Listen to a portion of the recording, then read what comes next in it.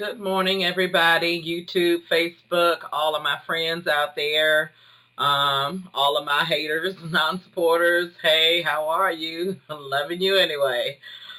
So, anyway, just an update on how I'm feeling today. I can't speak for everybody else. I can only speak to, what I feel about what's going on in the world. And typically when I posted lately about stuff, it's supposed to not be about anything political, just to keep, stuff from being so escalated, especially on my timeline, because I don't want you debating on my timeline about anything that I speak about, because I am entitled to my opinion, and just like you're entitled to yours. So, but, today, especially, I was really, I woke up broken this morning. I woke up heartbroken this morning. I woke up, because I always catch up with the news, reading Yahoo News, because honestly, I get a kick out of the things that I read that is going on politically. And for real, for somebody who's never been interested in politics, this has been something to really write home about. And so I want to point out a few things that ran through my mind today as I read some of the news clips, because, I miss a couple of days and then I go back and I read. And so then I reflect back on some other things that have occurred, and, just some general in my head questions pop up in my mind when I think about how far this is going and why things aren't being done decent and in order, because the Bible tells us that things should be done that way. And while everybody's not saved and not everybody conducts themselves in that manner, it's actually common sense to do things decent and in order, and to be treating people as you yourself would want to be treated. Okay, that doesn't speak for just political people. That's for anybody, to do unto others as you would have others do unto you. That's just common sense. So anyway, my thoughts about today, first of all, I want to say that, I apologize for what's going on with the deportations of Mexico. All the immigrants that have been captured and seized and taken back to Mexico, who've been here 16, 18, 20 years, living a lifestyle. They've made their home here. They've taken care of their families here. They've provided here. And not only that, by them being here for 16 and 20 years, what also is that saying? That they've contributed to our government. Okay, they bettered our government by being here, because the sweat off of their backs, just like the sweat off of our backs, even though some of that money that they make goes home to their Mexican families there, it also takes care of us here, those of them who are legal and who work and who has taxes taken out of them. They contribute. Now, those of them who are illegal, they work, but guess what? They're working in the United States. So, if they, now mind you, whoever is employing the illegal immigrants are aware that they're illegal immigrants, first and foremost. Because in order to get a job, and we all know this, you have to present a valid ID and a valid social security number and or a passport or a work visa to show that you are legally eligible to work and or live in the United States of America. There are currently, according to the news, 3 million illegal immigrants. So therefore, if they're here and employed, what does that mean? That means that some American or some foreigner who is legal here in the United States has taken them under their wing and said, hey, you can work for me, regardless of their status. Why? Because they had empathy for those people, and they told them that they could stay here and work here. So that being said, let's look at a little bit of flaws that I see right now. Besides the ones I just mentioned, let's look at what I see as far as what I don't understand with the way things are going. I don't understand, first of all, how 100, 250, and 300 people got deported all at one time from what is called an ICE raid. Okay? And I'm going to tell you why I don't understand. Because immigrants that came here, that did not come here legally, have been all over the United States for years and years and years. How did y'all find all 300 at the same time? Like Los Angeles, Georgia, North Carolina, Virginia, and I know there's another state that I'm missing right now. Might have been Florida. They were all raided at particular companies and at particular homes. And during those raids, 100 was deported, and then I think it said 250 to 300 were deported after that. First of all, there's a process you must go through to deport people. You just sent them packing without even going through a governmental process, a court process. So that makes you wrong to begin with. But I want to know how you found all those people at one time. Because how is it that y'all knew where they were to begin with? Because if you knew where they were within a 2-week time period, what that says to me is that you knew where they were all along, but you did not care where they were. Because if you did, you would have taken steps and actions then. Whether it's the current president or former presidents, you would have taken action then to deport those people then. But you wait, and now you go in and you bust down doors of companies and houses, take these people out of the place where they've been for so many years, take them away from their families, and then you just deport them without taking them through a process. There has to be a process of all things. Nobody murders somebody and goes straight to jail, okay? There's due process of law. You have to first find the evidence to convict them. They have the right to obtain a lawyer, and then there's a trial, okay? And then after that, a jury finds whether they're guilty or innocent. A foreigner is not exempt from those same rights, okay? Even illegal immigrants have the right to obtain a lawyer. Some illegal immigrants, whether you know it or not, they came into the United States legally, but for some reason or another, their visa expired, and believe it or not, some people's visa or passports expire, and they just don't have the money to get back home. And I know this might sound crazy to you, but it's true. Some people just don't have the money to get back home. Or either they get here, and when their visas expire, wherever they are, they've made that place their home. And so that's where they had chosen to stay. So while I understand, you know, how inconvenient you may feel sitting in your place in the White House and all, they weren't hurting you. So it seems like to me, now here's another observation that I made, because I'm going to try not to sway off of where I'm going, because I want everyone to see what I'm thinking so that you won't, you know, because it's not an irrational thought. It's a thought that needs to be questioned. Because how did you find those people, okay? So anyway, my next thought is that how is it that you have been asked on multiple occasions yourself, Mr. Trump, to show your taxes, something that every United States president has done, and you have not yet done it. And what I'm having a bigger problem with is that I keep reading the news about the people that you brought into office, Mr. President, white supremacists and people who are for education, but they're not for education of our people.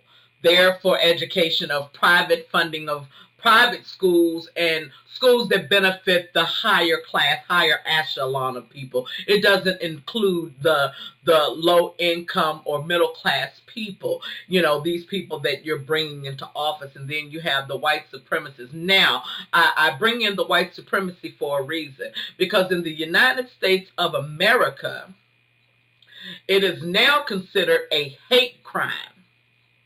They used to not have hate crimes, if you remember. But now, when you kill somebody or assault somebody because of if they're homosexual, lesbian, black, white, no matter what the color is, it's considered a hate crime now. So you've now put somebody in office who is clearly a white supremacist, and it has been made known through the media that he is. And there's news feed about him about there being a question about it, but yet nothing's being done about it. He got confirmed into the office into which he was appointed. Nobody said anything about that. Okay, so I'm having a problem with that so that's okay. So then there is the issue of your own wife being from Russia. Now, this is what I read about her a couple of months ago. Well, during the campaign. During the campaign, I read that when Melania Trump first came here, that she was here on some type of visa where she was not supposed to be getting paid in the United States of America. But it was found that she was getting paid. What was done about that? Did anybody do anything about that? Did anybody say anything? You wrote about it, just like you keep writing about this other stuff that's happening. You keep writing about the red flags that's being brought up in the White House. This man has ridiculed the 3 judges that ruled against him to not lift to not lift the ban. He has ridiculed them and said he's coming after you. He has ridiculed other politicians. He has ridiculed the CIA, the FBI, the Electoral Committee. Come on now. This man ridicules not only foreign countries, but his own country. I don't understand how it is that I see all of the news about all of this, how he is the worst president ever elected to office, but I don't see where anything is being done to remove him. And yes, I said that because he needs to be put out of his misery. And if you don't like the fact that I said that, I'm so sorry. But let me tell you something.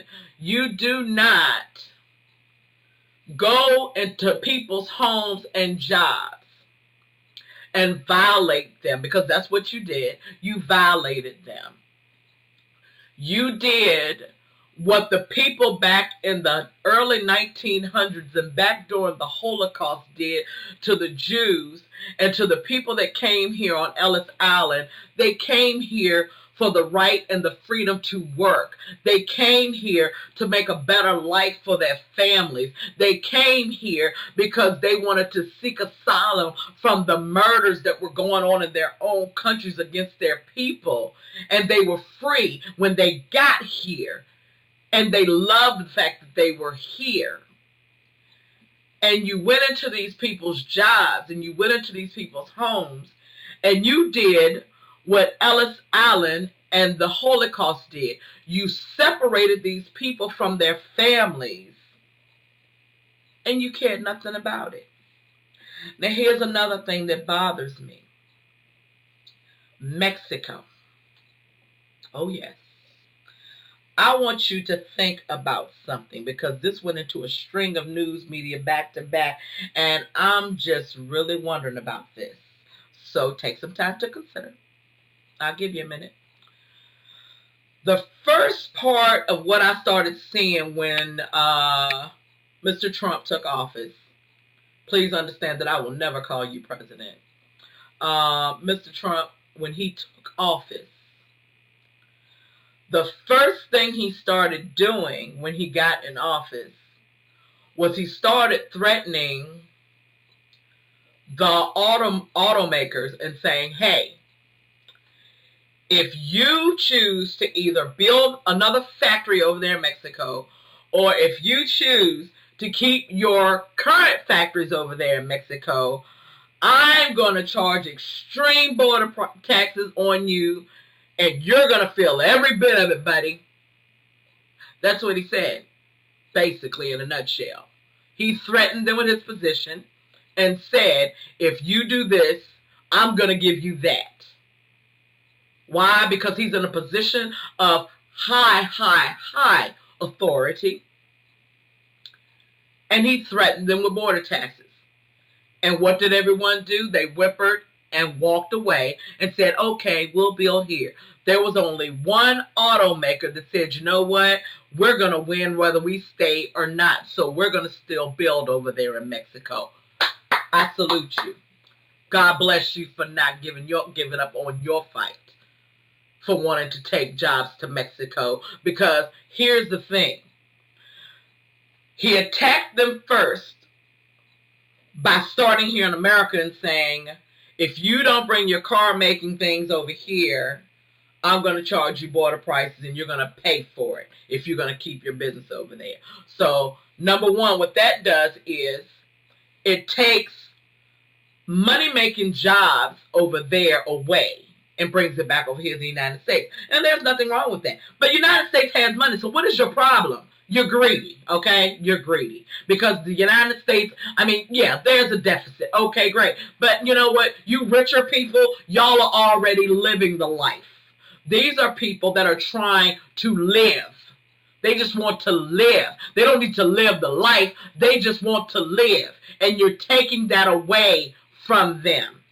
Okay? You're taking it away from them. Okay, so the automakers have come back here because you threatened them with your strong arm. May that thing fall off. Okay? Next thing.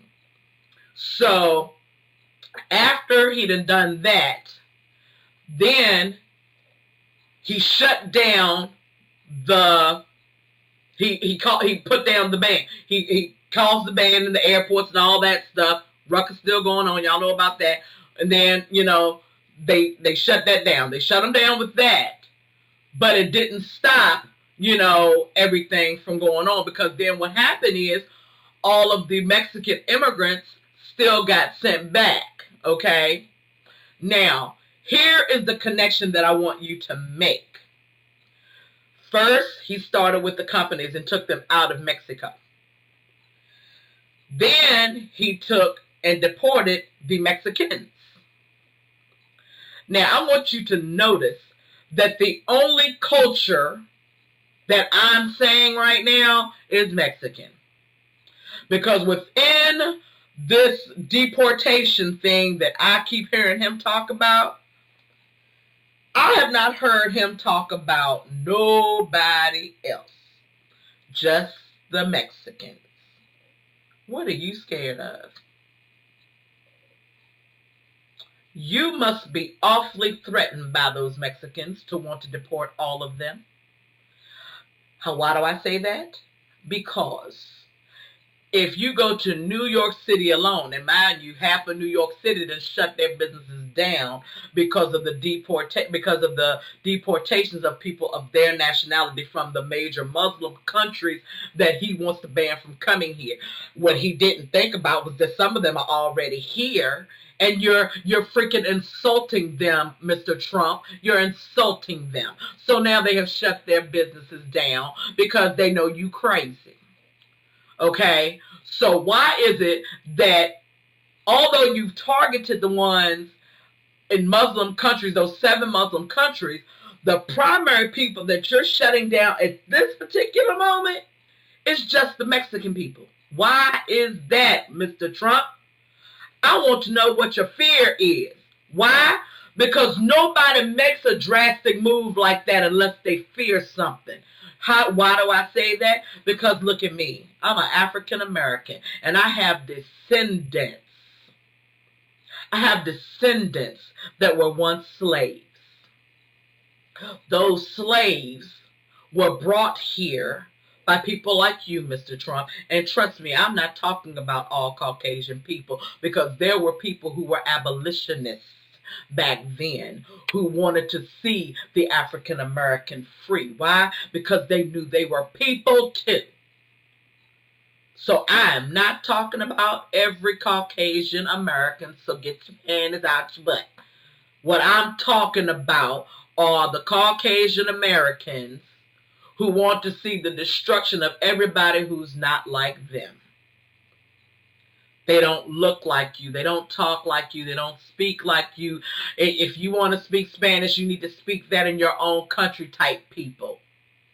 That's who I'm talking about. And if you happen to be one of my Facebook friends and you're one of those people, you can go ahead and delete me, because I don't like racist people. I'm going to tell you that right now. So if you're one of those, you can feel free to hit that unfriend button, because it's about to get real.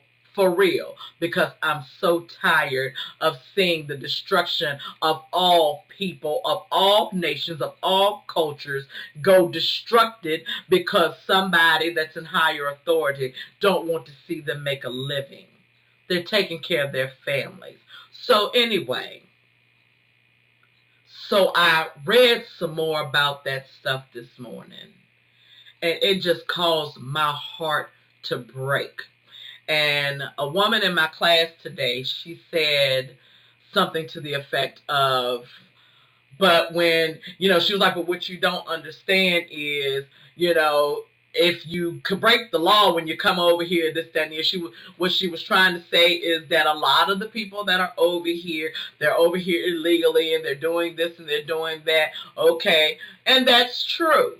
I do not deny the fact that there are some people over here who are over here illegally. I'm sure there are.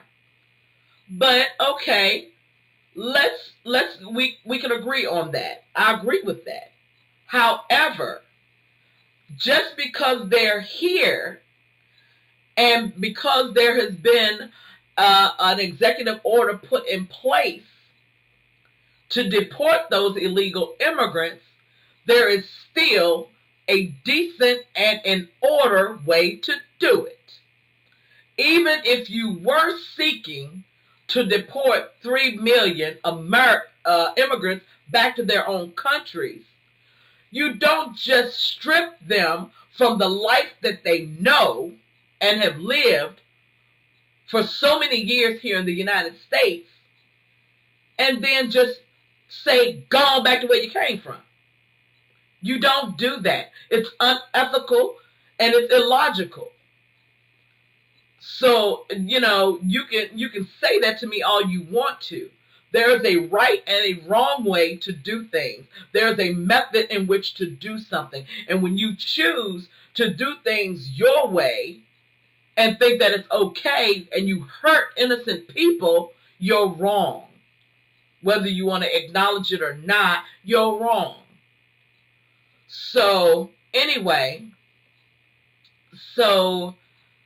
then there's the statement was made by him, Mr. Trump. Yes, I'm speaking about him again. Get over that. He said, basically, how dare you take my daughter Ivanka's stuff out of Nordstrom. Nordstrom, you ought to be ashamed of yourself. You came after my daughter. The White House is coming after you.